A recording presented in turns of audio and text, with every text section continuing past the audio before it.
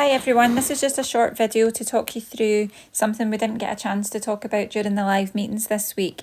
Something called diffraction gratings. So you may have seen this come up in the notes. I'm just aware that we ran out of time and we didn't actually explain it. So hopefully this video will help you understand what diffraction gratings are and how we go about using them. So picking up from what we talked about in the live meeting, what we had been dealing with was interference caused by a double slit and about the waves coming through. So we've got a set of waves approaching a boundary and then diffracting through the boundary and producing an interference pattern. So not the best picture here, but hopefully you remember the ones that we showed you. So all we focused on was the fact that we would have two slits and this produces an interference pattern. However, as long as the waves are coherent, so remember identical speed, wavelength, frequency and a constant phase relationship, meaning the waves will have the same phase, you will get an interference pattern. So there's nothing to say that we can only use two sets of waves to produce the interference pattern. In fact, it's actually better if we use more than two sets of waves. And I'll show you a couple of pictures of why that is.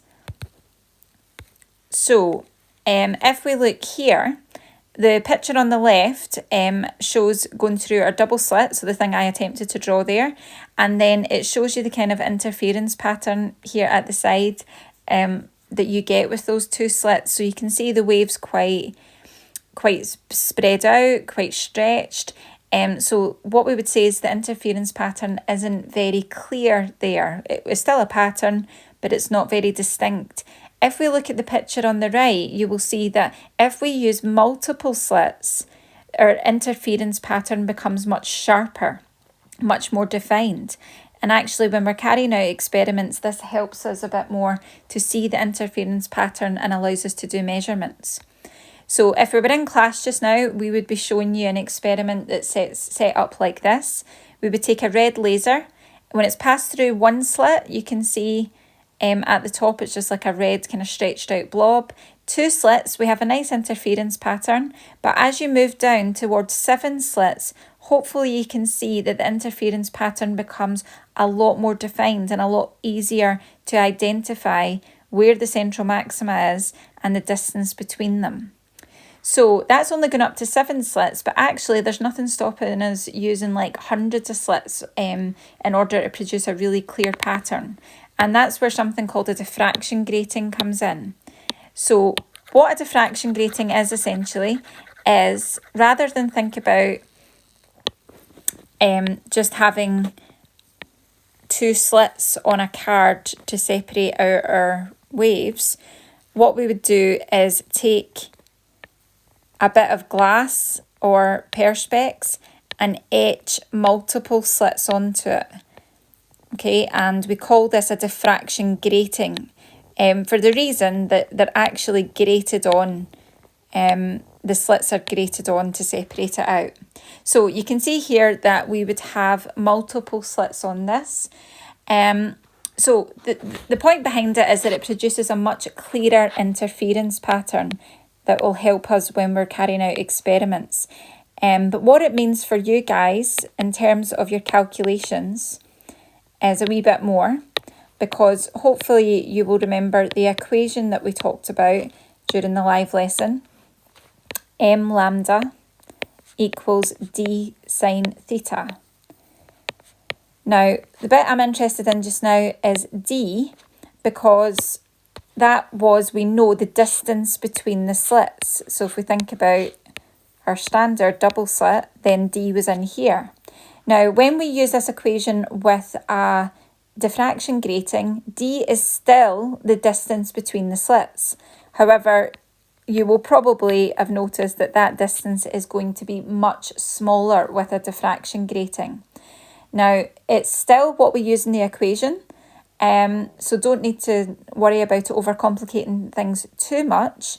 The only thing I will add to that, well, the two things I would just point out about that is that if it's a diffraction grating, d will be small. Okay, it will be really small. So watch out for it being given in terms of millimetres or micrometers. So make sure that you keep it in meters, otherwise your equation's not going to work. So watch out for the prefixes there because it will be small. The second thing is, because we are dealing with such small distances, how the scientists who design the diffraction gratings sometimes describe the distance between it is, rather than saying, a distance of 1 times 10 to the negative 6 metres, how they would describe it is that they would say the number of lines per metre. Okay? Or the number of lines per millimetre. Okay, or it could be nanometre, micrometre, whatever. So rather than giving the distance, they tell you the number of lines. That tends to be the way that diffraction gratings are sold. So it could be 300 lines per metre, 300 lines per millimetre. So you may come across this in questions, and obviously 300 would not be our distance, D, so we couldn't use that. So how to convert that? So how we convert from number of lines per metre or number of lines per millimetre into distance between the slits is fairly straightforward. It's not an equation as such, but it's a way that we work it out. What we say is that we take the distance given, so whether that's metres or millimetres. So if it was metres, we would just take that as 1 and we would divide it by the number of lines. If the distance was given as millimetres, then we would put 1 millimetre on the top, so 1 times 10 to the negative 3 divided by the number of lines.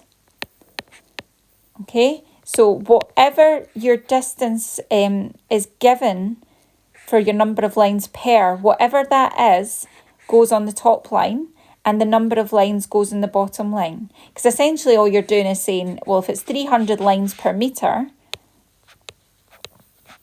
so if that's the way it was given it, then you would say it's 1 divided by 300 is going to give me the distance between each slit.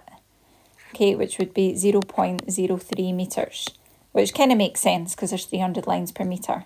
So when you come across questions like this, first of all, be aware that when they give you the number of lines in a diffraction grating, that you will need to convert it to metres if you're going to use it as D in the equation. And how you do that is whatever the distance is given goes on the top, the number of lines goes in the bottom, that'll give you a value in metres, and that's what you use in your equation. Okay, so that was a very short video, folks, but hopefully that's helped you out if you come across these questions. And as always, if there's anything you're not sure about, then just give us a shout.